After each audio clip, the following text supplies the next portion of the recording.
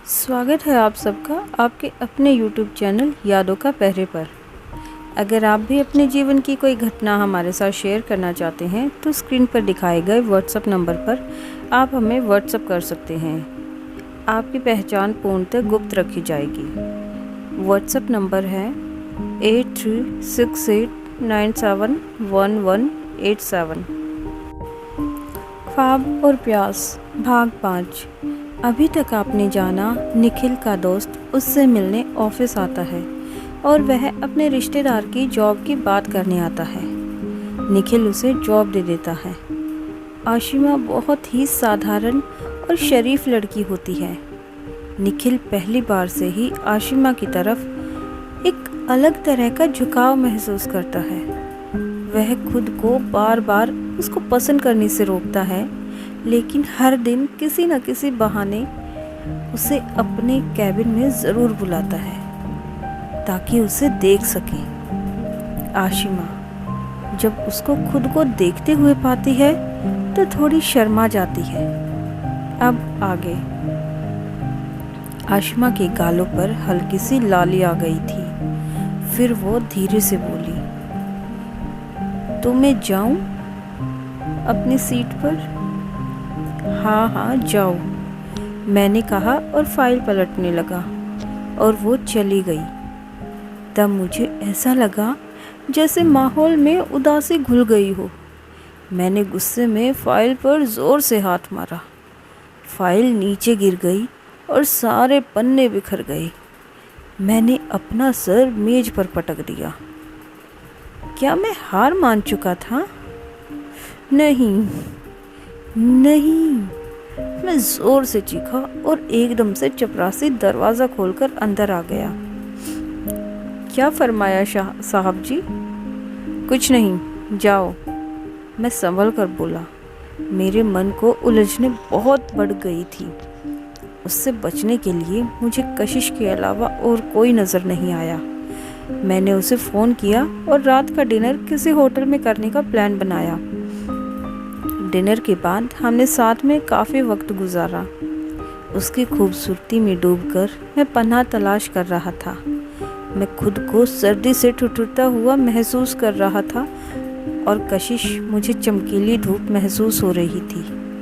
मैं कशिश को अपने लिए ढाल की तरह इस्तेमाल कर रहा था। आशिमा मेरे दिलो दिमाग पर छाती जा रही थी और मैं ये नहीं चाहता था। मैं किसी भी तरह उसे अपने ख्यालों से दूर करना चाहता था। अगले ही दिन आशिमा ऑफिस में आई। एक कॉन्फिडेंशियल लेटर टाइप करना था। मैंने उसे समझाया, फिर पूछा, समझ गई ना? जी, वह अपने खास अंदाज में बोली। तो ये लीजिए और जल्दी से टाइप कर दीजिए। मैंने कागज़ बढ़ाए। उसने हाथ बढ़ाया, लेकिन कागज़ देने से पहले मेरी नज़र उसके हाथ पर पड़ी। उसके अंगूठे में पट्टी बंधी हुई थी और मैं पट्टी देखते ही बेचैन हो गया और फिर घबराकर जल्दी से पूछा, ये क्या हुआ? उसने धीमी मुस्कुराहट से कहा, ज़ख्म। कैसे? मुझे ऐसा महसूस हुआ जैसे मैं उसका दर्द महसूस कर रहा हूँ। जी, खाना बना रही थी तो सब्जी काटते वक्त चाकू लग गया। अब खाना भी बनाती हैं? और यह सुनकर आशिमा धीरे से हंस दी। जी, वो मम्मी की तबीयत ठीक नहीं रहती, इसलिए खाना मैं ही बनाती हूँ। तो ध्यान से काम कीजिए ना। और मैंने ऐसे कहा जैसे कट उसके अंगूठे पर नहीं, मेरे दिल पर लगा हो। उसने थोड़ा हैरान होकर मेरी आंखों में देखा तो मैंने जल्दी से उसके हाथ में कागज़ थमा दिया और बोला, अब अंगूठा जख्मी कर लिया है तो जाहिर है अब काम ठीक से नहीं कर सकोगी। और आशिमा ने एक गहरी सांस ली और धीरे से बोली, जी, आप फिक्र न करें, काम पर कोई असर नहीं पड़ेगा। और फिर वो अपनी सीट पर चली गई। कुछ दिन बाद मैंने फिर उसे अपने कैबिन में बुलाया तो उसके हाथ से फाइल लेते वक्त मेरी नज़र उसकी उंगली पर चली गई। आज उंगली में रिंग पहनी थी। आशिमा ने ऐसे तो उंगली खाली ही रखती थी। मैंने बहुत बेकरारी से पूछा, आपकी सगाई हो गई है? और वो मेरे सवाल पूछने पर हैरान हो गई और उसने एक बार नज़रें उठाकर देखा और फिर सिर झुकाकर बोली, नहीं नहीं। मैं अभी भी परेशान था। जी, वह सिर झुकाए बोली। तो फिर आपने उस उंगली में अंगूठी क्यों पहनी है? मैंने उंगली की ओर इशारा करते हुए कहा। ऐसे ही। और आशिमा ने उसी अंदाज में जवाब दिया। ऐसे ही? ऐसे ही का क्या मतलब होता है? मैंने रूखे अंदाज में कहा। आशिमा हैरानी से मुझे देखने लगी और फिर चली गई। फिर उसके अगले दिन मैंने उसके हाथ पर नज़र डाली तो उसकी उंगली में अंगूठी नहीं थी। ये देखकर मैं चिढ़ गया और उस दिन कई बार मैंने आशिमा से कड़वी बातें की। मुझे समझ नहीं आ रहा था कि मुझे क्या हो रहा था। अंदर ही अंदर मैं दो हिस्सों में बट गया था। एक हिस्से में मिडिल क्लास का वो नौजवान था जिसे अपनी हैसियत याद थी, जो अपनी हकीकत जानता था, और दूसरे हिस्से में वो नौजवान था जो ऊंची सोच रखता था, जिसके मिजाज में रईसी आ गई और मैं चाहे कुछ भी हो अपने आप को ऊपर से नीचे नहीं गिरा सकता था। मेरा स्टैंडर्ड ऊंचा हो चुका था, जिसकी वजह से मैं रौब रखता था और इस रौब के नशे में मदहोश था मैं। इसलिए आशिमा जब जब मेरे पास आती मैं उसे बेरहमी से पेश आता। मेरे मन की इस कश्मकश ने मुझे अंदर से थका दिया था। मैं रात दिन ये सोचने लगा था कि क्या आशिमा से मैं प्यार करने लगा हूँ, और इससे पहले कि मेरा मन मुझे जवाब दे मैं चीख उठता। नहीं, प्यार जैसी कोई चीज़ नहीं होती। ये बस एक जवान लड़की की नज़दीकी का एहसास है और कुछ नहीं। और इस लड़की को मैं आसानी से पा सकता हूँ, पर ये मेरे सपनों की कसौटी पर पूरी नहीं उतरती। एक तो ये मिडिल क्लास से बिलोंग करती है और ऊपर से इतनी खूबसूरत भी नहीं है।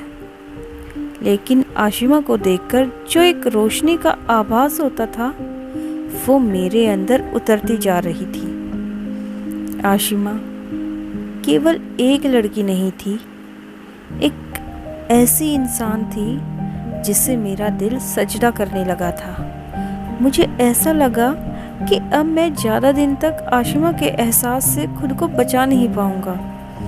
इसलिए मैंने सोचा कि इससे पहले कि मैं हार जाऊं, मुझे कशिश के साथ शादी कर लेनी चाहिए।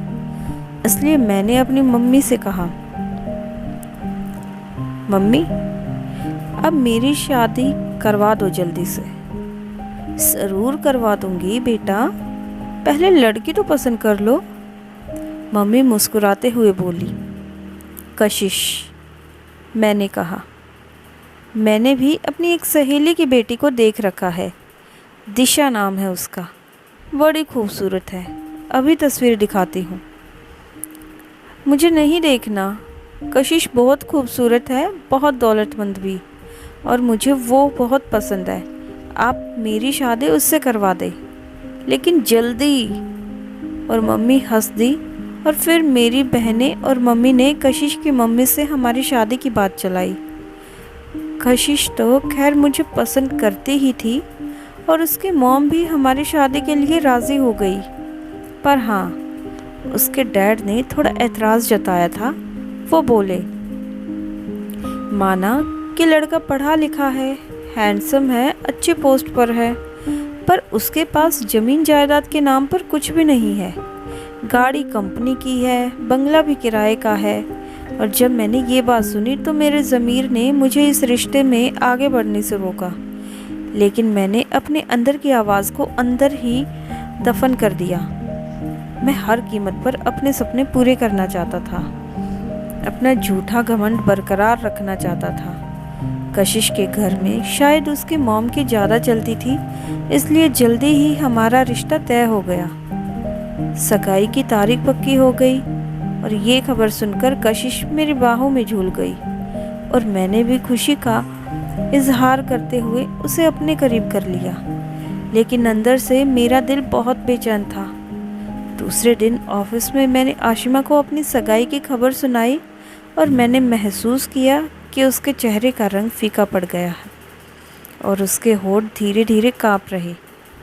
मुझे ऐसा लगा कि उसके वजूद से आने वाली रोशनी एकदम से बुझ गई। मेरा दिल किया उससे पूछूं, क्या आप मुझसे मोहब्बत करने लगी हैं?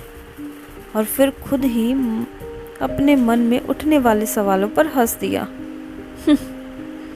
मोहब्बत। मुझे मुस्कुराते देखकर आशिमा मुझे हैरानी से देखने लगी।